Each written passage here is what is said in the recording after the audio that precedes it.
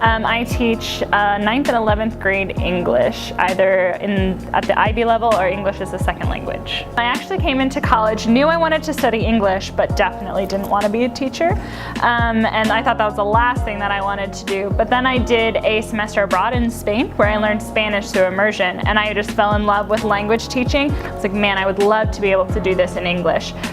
So I got into teaching that way. So my educational background is in English as a second language, and then I just studied English literature as like a separate non-education degree, just a degree in English literature.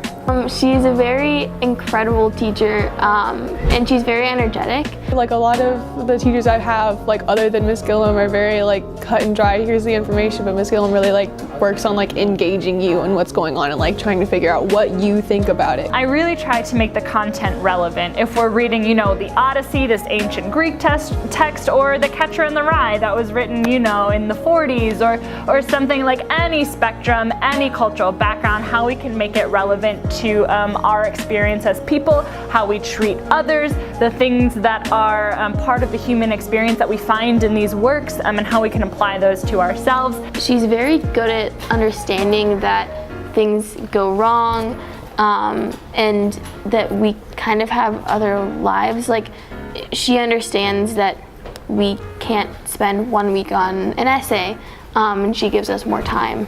One of the most important lessons that I've learned is to come into every interaction with as little expectation of that person as possible.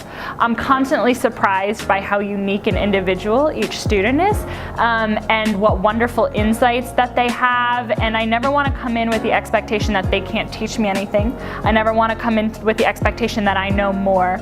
She goes beyond like, okay, you answered the question, good, you had a contribution, and it's like she wants to like know more about why you think what you think, which makes you feel really special.